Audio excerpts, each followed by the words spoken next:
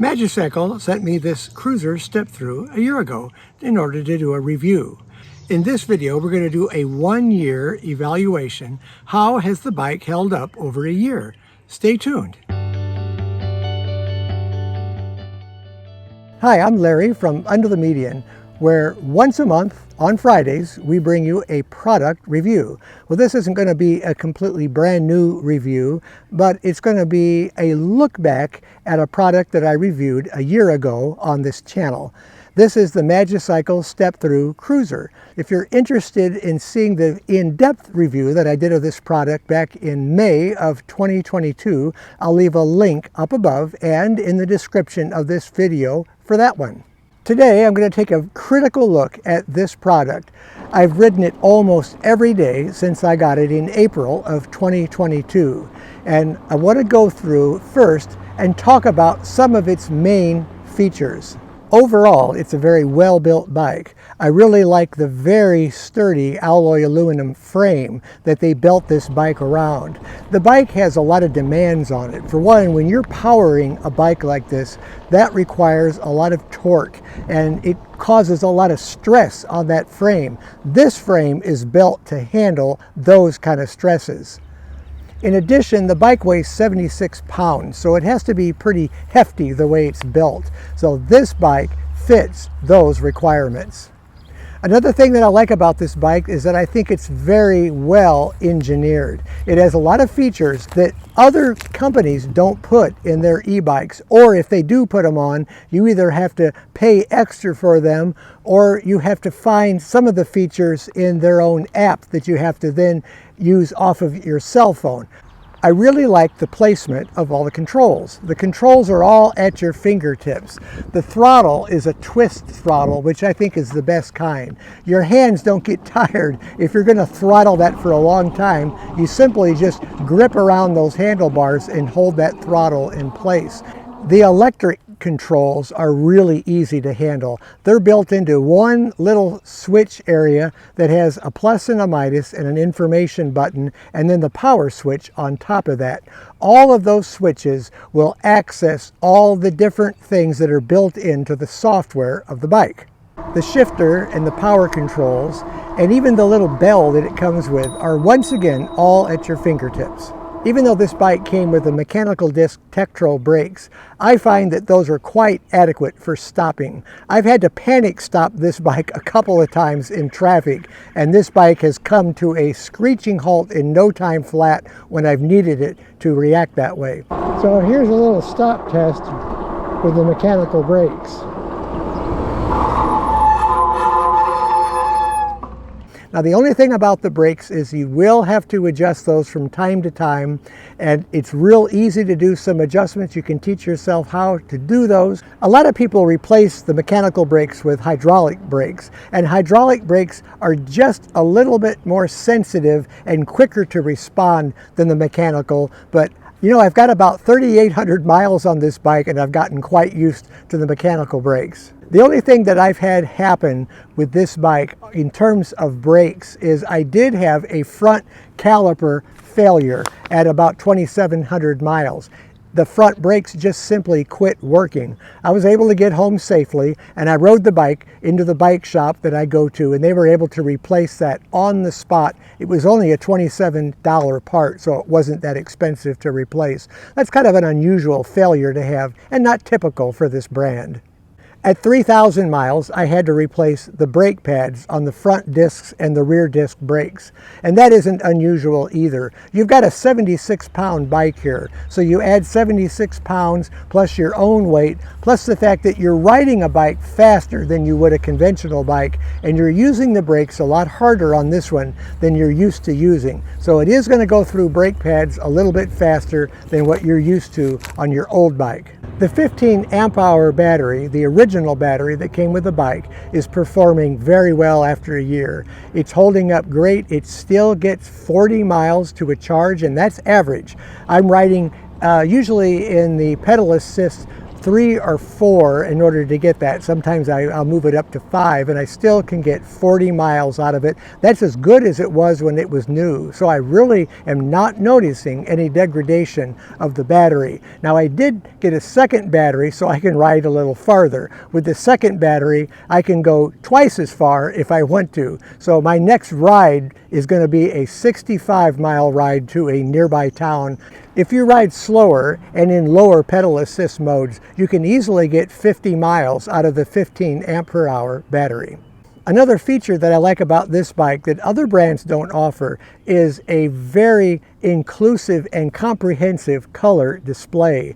This display gives you a lot of really good information and it's extremely easy to read. One of the main things that you always want to look at is how fast you're going, and this is right dead center in the display. It's very large, clear, and easy to read. It also gives you the pedal assist level that you're riding in. That's very important because you kind of need to know where it's at. If I'm slowing down to an intersection, I don't want it in a high pedal assist because I don't want to take off too fast. So I'll put it in a lower pedal assist number so I can go gently out into that intersection. Of course, one of the most important pieces of information that you need off of that display is the percentage of battery. And it gives you a little icon, kind of gives you a picture of what the battery is doing, but it also gives you specific percentage readout as to exactly how much power is left in that battery. And I find it to be extremely accurate. The only time that it might fluctuate is if you turn the bike off for a little while. Let's say you're halfway through your ride. Sometimes the battery recovers a little bit of voltage and the percentage goes up, but it'll usually go back down into the range where you had originally shut it back off. So don't be lulled into thinking that all of a sudden you have more range than you thought you did. It also has a trip odometer, so you can reset that at the beginning of every trip and see how many miles down to the 10th of a mile that you've gone for each trip that you take the bike out on. In addition, it gives you the average speed, the top speed, and the amount of time that you've been on that ride. And of course, it gives you the total accumulative miles that are on the bike. That never resets. That will accumulate from the time that you get your bike out of the box. I really like all these features that are built into it, and frankly, I wouldn't change a one of them. The other thing that it has too is, of course, it has the front and rear lights, which are very handy. And the only thing I would change about the display is that when you turn those lights on, the display goes dim. And in the daytime, that's not a really good thing. If you want to ride around with daytime drive lights on, then your display gets pretty dim. I have some extra lights on the bike that I put on there for the purpose of running those during the daytime to be seen a little bit better. Let's talk about the electric motor drive that's built into the bike. This, of course, has a rear hub 750 watt motor. Now, 750 watts is the maximum legal amount that you can have in the US. So they've gone to the very top of that. This motor has plenty of torque for starting out. It has plenty of torque to keep you going on uneven and hilly areas. And this bike will go up the steepest hills with ease. I am amazed at the amount of speed it will retain. So we're starting out, now read out some of the speeds as we're going up here. It's about 14.4. It's much nicer riding this up than it is a non-electric bike, I can tell you that. It's about a 6/10 mile road, and it elevates 210 feet from the bottom to the top. That's about the equivalent of a 19-story building. And this bike will go right up it without slowing down appreciably. It might slow down maybe 2 miles an hour on it. It does take a little power to get you up. It takes about 9% of the battery. But remember, you're lifting the bike weight and yourself up pretty high to do that. Let's talk about the tires that come with the Magicycle Cruiser. Many of their bikes come with these 4-inch, 26-inch tires. These are made by Kenda. They're very heavy-duty tires. They're meant for some semi-off-road use. They have a kind of a knobby finish to them, and they really grip the terrain. What I find nice about them is that they handle the unevenness of roads really well. You can go up and down uneven slabs of cement without that bike being thrown or caught in that crevice. And the other thing that's nice about it, it does give you a little better ride because these are lower pressure tires. You can run these from 5 to 30 PSA and you give yourself a little bit more cushion by doing that. The other thing I like about it is you don't have to put air in them very often. They'll hold their pressure for a very long time. The downside of these tires, and this is typical with any electric bike, is they're not going to last you as long as you're used to on a conventional bike because once again you got a lot of power, you got a lot of torque working especially off that rear wheel, and you've got a lot of weight involved in the bike, so it's going to use a little bit more tread. I actually replaced the rear tire after 3,000 miles. The front tire on this bike is original and it still has plenty of tread, and I've got just about 3,800 miles on the bike. Now the only thing that I don't like about these tires, and I think this is typical of any e-bike, is that these tires are a little susceptible to getting flats. It doesn't take too much to puncture them because of all the weight that you've got on these tires. I've had 2 flats on the bike. In fact, after I had the bike a month, I had those 2 flats. Now what I did to prevent from having any more flats is that I put in a heavy-duty inner tube on this back tire. It's got a real nice thick cushion of rubber all around the outside where the surface is. It's going to meet the roadway, and that'll prevent a lot of punctures from coming through in the first place. The next thing I did was I had both tires filled with a sealant, and I haven't had a single flat since I've made those provisions. Most people replace the stock saddle that comes with these bikes. I had my saddle on here for about 2 months, and after some long rides and a little soreness, I decided to replace it. So I've got a lot softer saddle. So I definitely would recommend it if you're going to ride these bikes quite a distance, that you might want to consider putting a little better saddle. And there's a lot of different companies that make good ones out there. Well, in the year that I've owned the bike, I've customized it just a little bit to my usage, and that's very typical for all of us to do. What options did I put on this bike? Well, Magicycle sent me the mirrors that you see on the handlebars. I won these in a contest from their Magicycle Facebook page. And if you're in that Facebook group, you can be eligible to win prizes from contests. You can also be eligible to win Magicoins, which can be applied to purchases off of their website. Another accessory that I really like a lot on the bike, and I actually had it before I bought the bike, is my Inwa Bluetooth speaker. And I play MP3 files all the time as I'm on my rides. It allows you to play off of an SD card, so it's really a very nice way to listen to music. I power the Bluetooth speaker from a cord that I can plug in to the bottom of the display. It actually has a USB port on there, so you can plug items into it and run them or charge them off the bike while you're running it. I also can charge my lights. I have 2 lights that I bought on the bike. These are both aftermarket lights. They give a little bit more light than the original light, and once again I can run those as daytime running lights without dimming that display. I also bought a rear light that I use as a flashing light on the back. My bag goes just a little bit below the built-in light that comes with the bike.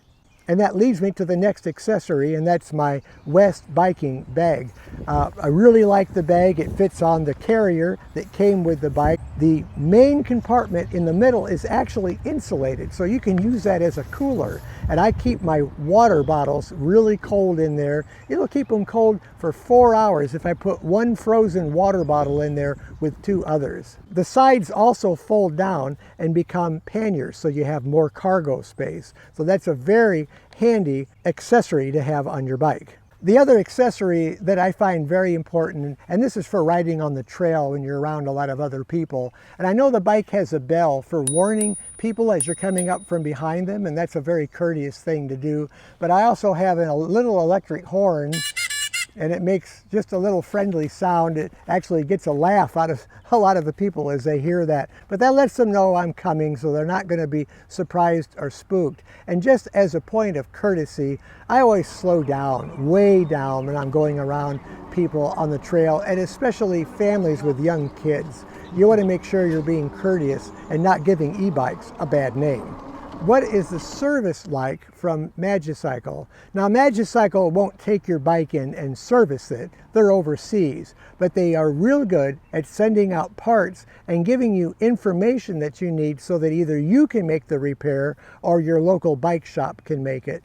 I would definitely recommend getting to know your local bike shop before you purchase one of these and finding out, will they service this bike? Magicycle is very quick to send out any part that I've needed for the bike. It came with a defective battery. They sent one right away. It also had a bolt that was bent, and they gave me a new bolt. So overall, the overall picture is that I am absolutely thrilled with the Magicycle Cruiser step-through bike. This is a wonderful bike to ride. It's so much fun. I ride it almost daily. The only time I don't ride it is if the weather's bad or I just don't have time that day to ride the bike. Otherwise, I'm out on it every single day. I rode it while I was still working, back and forth to work, as long as the weather was good. So would I recommend this bike? Yes, a resounding yes, especially to older people that you may not feel up to riding a conventional bike like you were when you were younger. It's a great way to get you out and going. If you're interested in purchasing one of these bikes or another bike that they offer through their website, if you use the code UTM1, you'll get $100 off right now from the purchase price. And they have a lot of different products. If you're interested in seeing a more in-depth review on this bike that I did a year ago, I'll leave a link for it right over there for you.